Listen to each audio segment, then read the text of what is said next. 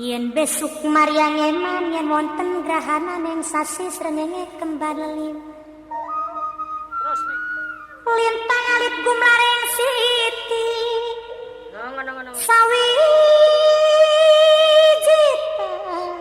Nang. Sawiji tanana urip mung isun karo sampean mati amung kang swarga. Hamdan wa syukran lillah wa salatan wa salaman ala sayyidina rasulillah Muhammadin ibn Abdillah wa ala alihi wa ashabihi wa mawalah la hawla wa la quwata illa billah wa ba'd. Ma'asyiral hadirin wal mukarramin, para ulama, para kiai, ba'ali masyhuri, ba'amtus salam. Yang saya hormati pengurus PWI Laskar Sabilillah Jawa Timur dan Madura Raya, para jamaah sekalian, alhamdulillah wa syukurillah, pada sore hari ini kita telah melantik PWI Laskar Sabilillah Jawa Timur dan Madura Raya. Mudah-mudahan para pengurus yang kita amanatkan bisa memperjuangkan Madura, bisa memperjuangkan Jawa Timur, dan mudah-mudahan mereka semua akan dituntun oleh Allah Subhanahu wa Ta'ala. Saudara-saudara sekalian, mungkin saya hanya sebentar saja. Al-Imam Abu Madyan. Imam Abu Madyan ini muridnya Syekh Abdul Qadir Al-Jailani. Imam Abu Madyan punya murid Imam Muhammad Harazim. Imam Muhammad Harazim punya murid Imam Muhammad Saleh. Imam Muhammad Saleh punya murid Imam Abul Hasan Ali bin Abdullah Asy-Syadzili yang punya Thariqah Syadziliyah. Imam Abul Hasan Asy-Syadzili punya guru di antaranya di Maghrib Maroko Imam Ibnul Mashish, di antaranya di Irak Imam Al-Wasiti Asy-Syafi'i. Imam Abul Hasan Asy-Syadzili punya murid namanya Abul Abbas Al-Mursi. Abul Abbas Al-Mursi punya murid Ibnu Athaillah As-Sakandari, sahibu Syarhil Hikam. Maka Syarhil Hikam ini dibaca oleh seluruh thariqah. Imam Abu Madyan ini muridnya Syekh Abdul Qadir. Imam Abu Madyan ini muridnya Syekh Abdul Qadir. Imam Abu Madyan ini muridnya Syekh Abdul Qadir. Sultanul Auliya Syekh Abdul Qadir. Dalam satu catatan sejarah dapat daripada Habib Muhammad yang dikenal oleh kita semua Faqih Muqaddam, bahwasannya Faqih Muqaddam itu termasuk muridnya Imam Abu Madyan. Imam Abu Madyan muridnya Syekh Abdul Qadir Al-Jailani, dan di Faqih Muqaddam itu pernah ngaji sama muridnya Syekh Abdul Qadir Al-Jailani. Makanya kita sadarkan kepada seluruh ba'alwi, jangan suka membanding-bandingkan Syekh Abdul Qadir Al-Jailani dengan Faqih Muqaddam. Ini su'ul adab namanya. Saudara-saudara sekalian, kadang-kadang framingnya sangat luar biasa. Al-Faqih Muqaddam, Al-Imamul Bari' wal Mujtahid, Al-Wasil ilallah Ta'ala. Ini framing mereka belum tentu benar.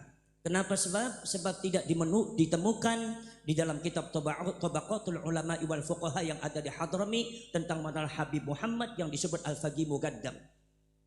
Itu juga muridnya tidak ada, muridnya juga enggak kelihatan, karyanya tidak ada, fatwanya tidak ada. Tapi di framingnya bahwa Faqih Muqaddam ini setingkat Imam Syafi'i, tetapi karena dia tawadhu' maka dia mengikuti mazhab Syafi'i. Ini framing yang tidak benar. Bahkan ada yang mengatakan di antara oknum habaib yang jahilul murakkab, mengatakan bahwa Faqih Muqaddam ini sebetulnya lebih tinggi daripada Syekh Abdul Qadir Al-Jailani. Ini pertanyaan sesat, menyesatkan masyarakat Jawa Timur dan orang Madura. Itu tidak boleh seperti itu.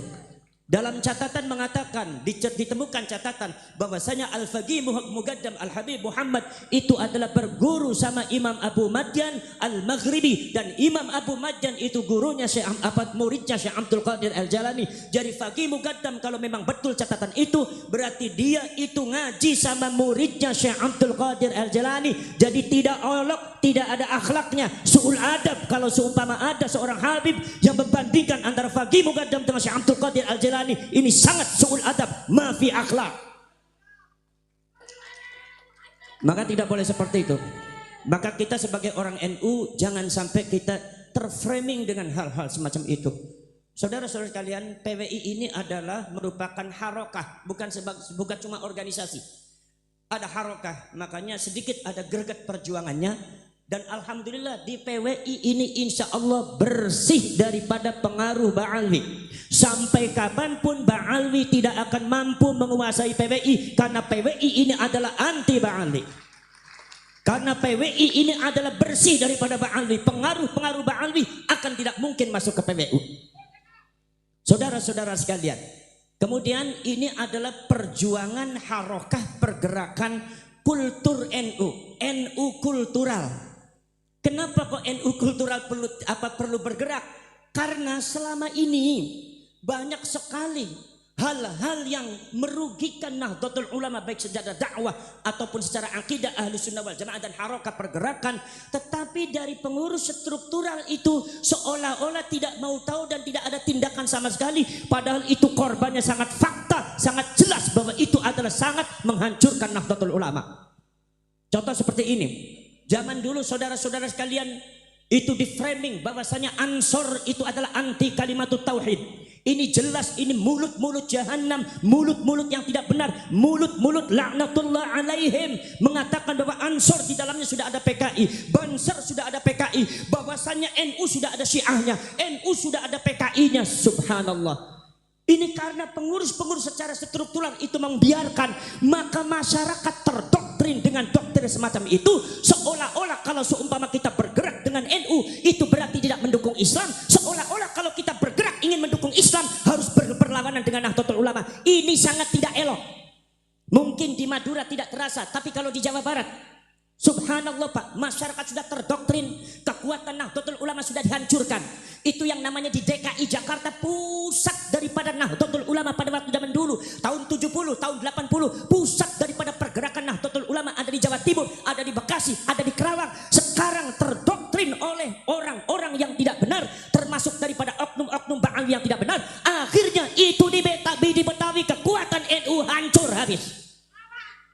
Kekuatan NU yang ada di Bekasi habis, kekuatan NU yang ada di Kerawang habis, kekuatan NU yang ada di Tengarang habis, dan pada akhirnya merambah kekuatan Nahdlatul Ulama yang ada di Banten habis, dan sekarang sudah menuju ke Ciamis habis, Sukabuminya habis, Tasikmalaya tahun 80 pusat daripada Nahdlatul Ulama. Para ulama, para kiai berrangkul-rangkulan mu'anaqah bersama para ulama, para kiai membawa bendera Nahdlatul Ulama. Datang kaum klan Ba'alwi dengan framing Nahdlatul Ulama anti Islam, Nahdlatul Ulama anti kalimatut tauhid, Nahdlatul Ulama punya bansernya tidak mendukung perkembangan Islam, lebih membela orang kafir, lebih membela seperti ini, dibelokkan dengan doktrinnya tidak benar. Akhirnya zaman sekarang Tasikmalaya kekuatan NU-nya hancur habis lagi.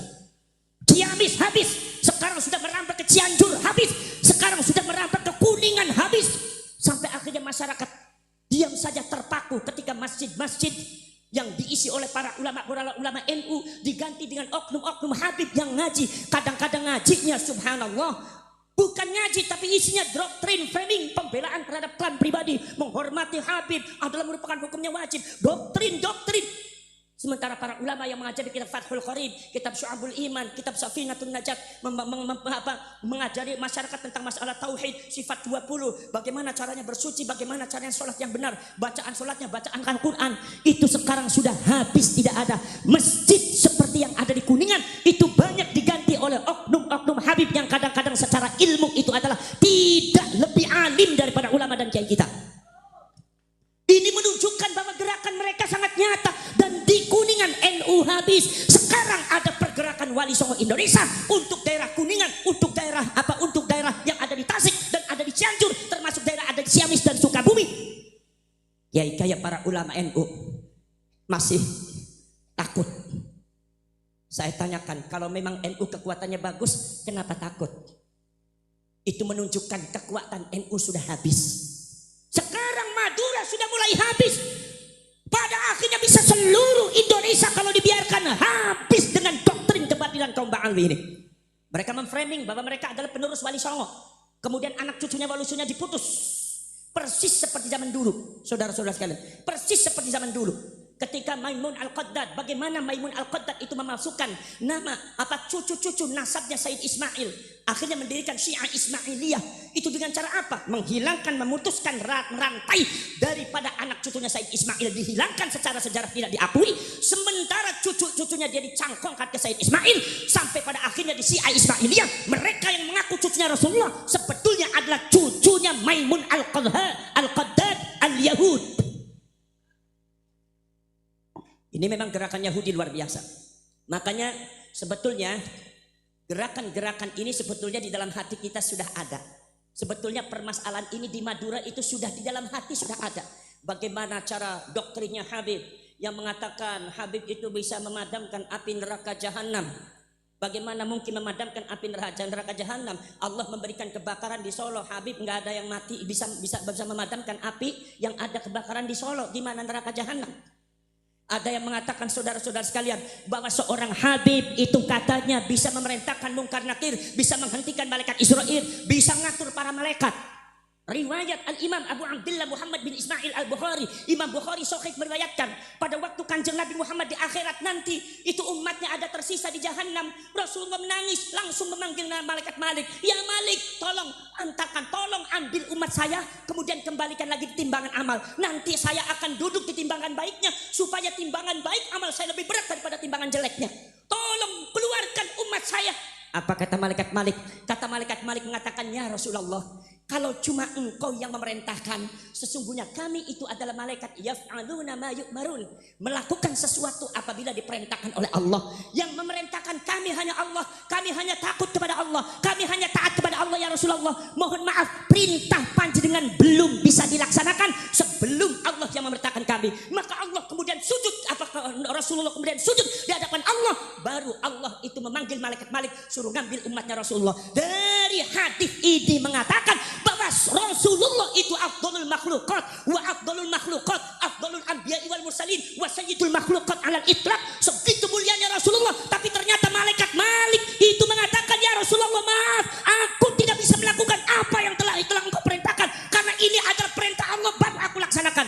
Rasulullah tidak bisa mengatur malaikat. Kok bisa Ba'alwi ngatur malaikat? Ini menunjukkan mereka punya akidah yang sangat sesat. Akidah Syiah mengatakan, merasa dirinya bahwa Habaib atau Ba'alwi lebih hebat daripada Rasulullah, dan ini salah, jelas ini gak benar ini.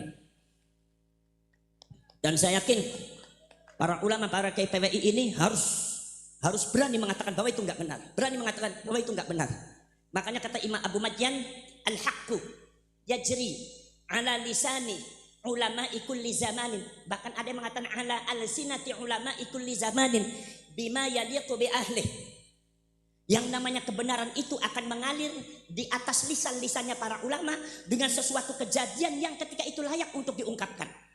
Kata Mbah Yai Soleh Darat Semarang, kata Mbah Yai Soleh Darat Semarang mengatakan, maksudnya Imam Abu Madyan itu seperti ini. Ketika terjadi satu kebatilan yang sudah mulai dirasakan oleh umat Islam, di dalam hatinya sudah resah adanya kebatilan itu, mereka sudah menyaksikan ada kebatilan di dalam hatinya, maka Allah akan mengungkapkan kebenaran itu melalui lisannya para ulama. Maka diturunkanlah orang-orang semacam Kiai Imaduddin. Jangan lihat Kiai Imaduddinnya. Maka diturunkanlah seorang Nabi Musa untuk menghadap Fir'aun. Jangan lihat Nabi Musa nggak punya apa-apa, Nabi Harun nggak punya apa-apa, tapi al-haqqu mir rabbika, ini dari Allah. Maka Fir'aun kutumbang di tangannya dari Nabi Musa. Saudara-saudara sekalian, jangan melihat si Talut ketika Allah mengatakan al-haq innallaha qad ja'ala lakum taluta malika. Ketika Allah mengatakan bahwasanya Allah telah mengambil seorang Talut jadi pemimpin perang bagi orang Yahudi untuk menghajar kaum Jabarin dan kaum Bakhti Nasar ketika itu yang menguasai Kan'an pada waktu itu. Saudara-saudara sekalian, padahal di samping Talut itu ada Nabi Daud, padahal di samping Talut itu ada Nabi Hizqail, padahal di samping Talut itu ada Nabi Daniel. Tetapi Nabi Daud, saudara-saudara sekalian, tetap pada patokannya kepada Allah, Allah menunjuk Talut. Maka Nabi Daud, Nabi Hizqil, Nabi Daniel berperang di jalan Allah. Di belakang Talut, Talut yang di depan. Siapakah Talut? Ternyata Talut adalah hanya seorang penggembala kambing. Jangan lihat penggembalanya. Kalau kita protes dengan itunya, berarti kita sama seperti orang Yahudi. Anna yakunu lahul mulku alaina wa nahnu ahaqqu bil mulki minhu wa lam yu'ta sa'atan minal mal. Orang Yahudi protes, bagaimana mungkin si Talut bisa memimpin kita? Dia tidak berhak atas kerajaan kami, pimpinan kami. Dan dia tidak punya apa-apa, secara materi tidak punya apa-apa. Ini adalah protesnya orang Yahudi yang tidak paham akan yang hak. Maka kita semua saudara-saudara sekalian, mari kita al-haq itu selalu diungkapkan. Maka adanya Ki Imaduddin, adanya kiai-kiai NU muda yang mengungkapkan perkara yang hak ini, itu bukan mengalir tidak disengaja, tetapi itu sudah atas dasar sunnatullah. Maka ketika dasarnya sunnatullah, bukan Ki Imaduddinnya, bukan Talutnya. Ketika seorang Nabi Musa bisa menghancurkan Fir'aun yang raja di raja, ketika seorang Talut bisa menghancurkan kaum Jabarin, padahal Talut itu kaum penggembala kambing, ketika hak dari Allah pasti menang. Maka dari itu saudara-saudara sekalian, jangan melawan yang hak.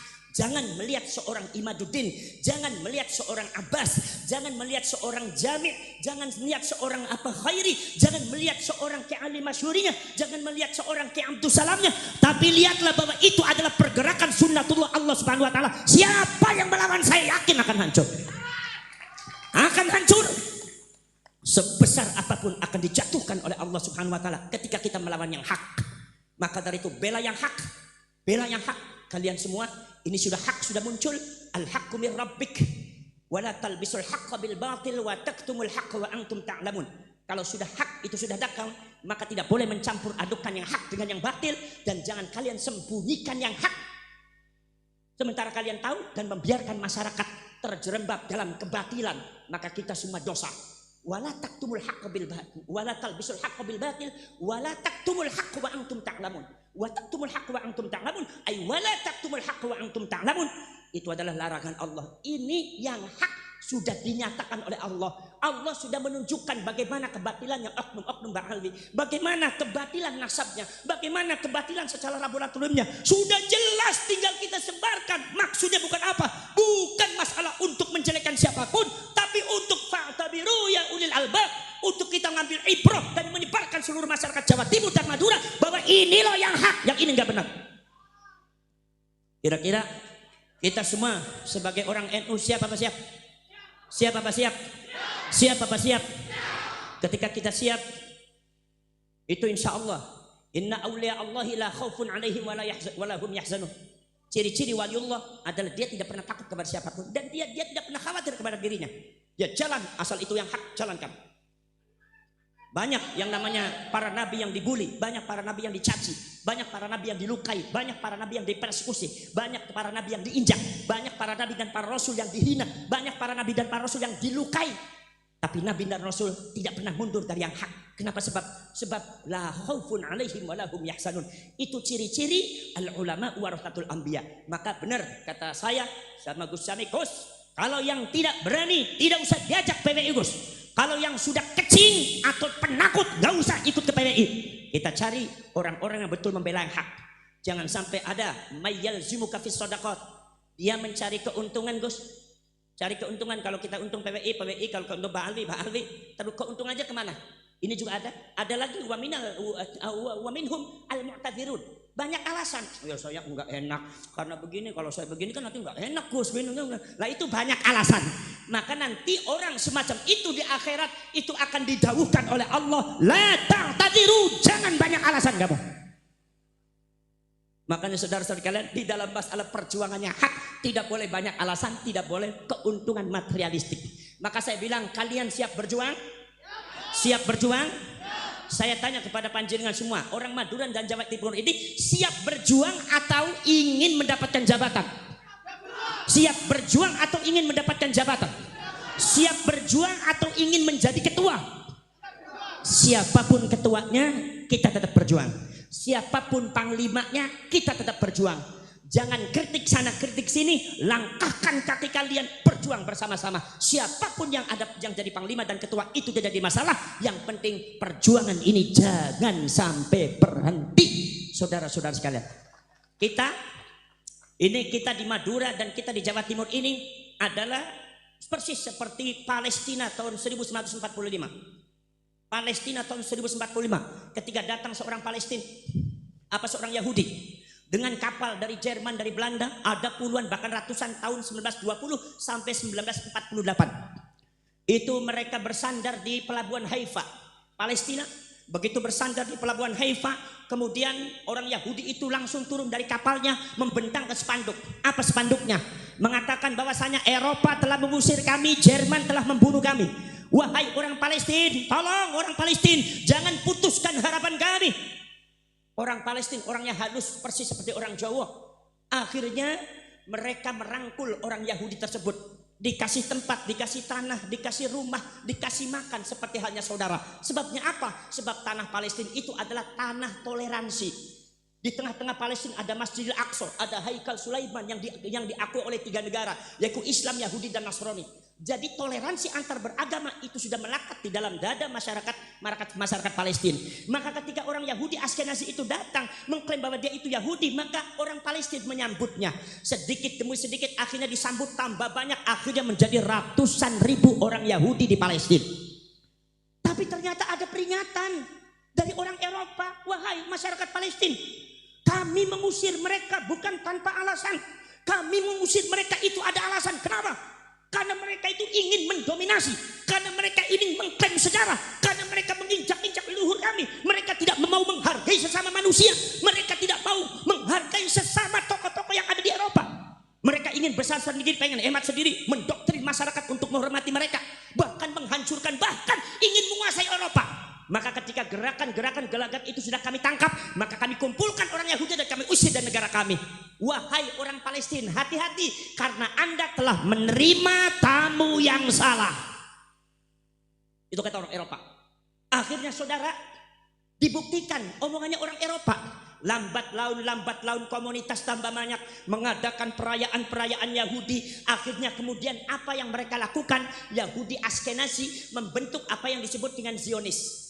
Zionis itu adalah merupakan satu organisasi Yahudi Askenazi di mana haplogrupnya itu genetikanya Yahudi Askenazi. Itu persis seperti Ba'ali. Ba'ali juga Yahudi Askenazi, sama genetikanya. Saudara-saudara sekalian, kemudian pada akhirnya apa yang mereka lakukan? Yang mereka lakukan pertama kali adalah membuat makam-makam palsu. Ini catatan bagi orang Madura. Karena di Madura sudah banyak makam palsu. Makanya kalau seumpama ada makam palsu yang tidak benar, jangan kalian ragu-ragu. Ini gerakan Yahudi Zionis atas nama Islam, atas nama cucunya Rasulullah. Bongkar semua itu sebelum Madura itu nasibnya sama dengan Palestina. Anda bisa bahagia, belum tentu anak cucu Anda bisa bahagia seperti orang Palestina. Ini tahun 45. Akhirnya tiba-tiba seantero Palestina itu lebih daripada 300.000 makam palsu. Yang ada di Masjidil Aqsa-nya ada 3.000 makam palsu lebih. Yang diklaim bahwa ini adalah makam datuk leluhur kami, ini datuk leluhur kami, ini datuk leluhur kami. Ada makam tua kadang-kadang diklaim bahwa itu adalah makamnya Yahudi. Seperti halnya Ba'alwi, ada makam tua akhirnya diklaim ini makamnya Habib, ini bin ini al ini. Cuma bedanya di sana pakainya Yahudi, sini pakainya Al Habib. Saudara-saudara sekalian, subhanallah, akhirnya kemudian tambah banyak. Pada tahap selanjutnya mengklaim daerah Palestina sebelah sini adalah daerah kami, ini daerah leluhur kami. Ketika makamnya sudah banyak dan mereka mengadakan perayaan semacam haul, itu diklaim ini daerah leluhur kami. Akhirnya masyarakat Palestina terpinggirkan dalam satu daerah. Semakin hari semakin luas, daerah ini dicaplok, di area ini dicaplok. Akhirnya hampir menyeluruh daerah Palestina dicaplok oleh Yahudi, saudara-saudara sekalian. Maka kemudian Zionis mencari orang mata-mata untuk rahasia melumpuhkan Palestina dari dalam. Bagaimana? Maka dicarilah seorang yang genetikanya Yahudi tapi beragama Islam, pinter bahasa Arab, pinter agama. Maka diambil dari Hadramaut, namanya Syekh Fadil Abdullah. Syekh Fadil Abdullah agamanya Islam tapi genetikanya Yahudi. Diambil oleh Zionis untuk Zionis itu menaruh di Palestina untuk Syekh Fadil Abdullah menjadi mata-matanya Zionis untuk menghancurkan Palestina dari dalam. untuk membongkar sejarah atau untuk membongkar rahasia kekuatan Palestina dari dalam. Syekh Fadil datang dengan memakai jubah. Syekh Fadil datang jenggotnya bagaikan waliullah, tidak kalah dengan jenggotnya Syekh Abdul Qadir Al-Jailani. Subhanallah. Kemudian juga bicaranya Al-Quran. Beliau hafal Quran, hafal hadis. Mulai Syekh Fadil Abdullah kemudian mengajar di beberapa kampung, bahkan diminta untuk ceramah. Ketika ceramah, Syekh Fadil Abdullah tidak kalah dengan mujahidin Islam. Ceramahnya nasionalisme, mari kita bela Palestina. Orang mujahidin Islam kita doakan supaya dapat kemenangan. Orang Yahudi harus diusir. Maka orang matanya semua terpaku sama Syekh Fadil. Di framingnya adalah sebagai pejuang Islam setelah Syekh Yasin. Saudara-saudara sekalian, mereka tidak tahu bahwa Syekh Fadil itu adalah diutus oleh Zionis itu untuk memata-matai orang Palestina dari dalam. Subhanallah, Syekh Fadil Abdullah, muridnya ribuan, diangkat oleh orang Palestina menjadi imam besar Masjidil Aqsa. Muhibbinnya ribuan. Bahkan dianggap sebagai waliullah, seorang sufi kasaf. Ketika melihat langit kelihatan ars dan loh mahfud, seluruh masyarakat Palestina buta matanya dengan Syekh Fadil Abdullah. Ketika masyarakat Palestina sudah buta, dibutakan oleh framing daripada Zionis semacam itu, maka Syekh Fadil mengendap-endap di belakang untuk mencuri, yaitu adalah data-data untuk menghancurkan Palestina dari dalam. Betapa jahatnya Syekh Fadil Abdullah. Syekh Fadil itu menjadi mata-mata Zionis lebih daripada 42 tahun tidak ketahuan. Dari tahun 48, abad 46 sampai tahun 84. Pernah pada waktu itu militer Palestina dan militer Mesir ketika itu mencurigai Syekh Fadil, maka Syekh Fadil menutup akses dan dia mendekati militer. Tapi yang jadi aneh, hilang itu kecurigaannya. Bahkan Syekh Fadil tahun 50-an dijadikan penasehat militer Mesir, penasehat militer Palestina, penasehat kepolisian Palestina dan penasehat kepolisian Mesir. Mereka tidak tahu.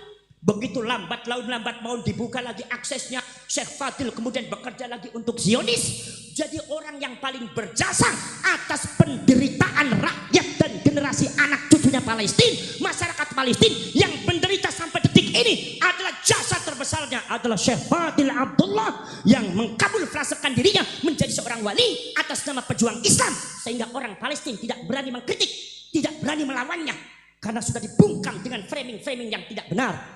Akhirnya saudara-saudara sekalian, pada tahun 84 Syekh Fadil Abdullah ketahuan ternyata data-data dari Palestina dan Mesir dicuri oleh Syekh Fadil Abdullah, bahkan sudah bekerja mulai tahun 46. Subhanallah, sehingga sangat sulit untuk diselamatkan Palestina. Akhirnya datanya sudah ada, semua pos dikuasai oleh orang Israel, dan pada akhirnya orang Israel dengan kekuatan Inggris dan Amerika mengklaim bahwa Palestina adalah tanah leluhur kami, maka orang Palestina bukan penduduk asli, harus diusir keluar dari Palestina.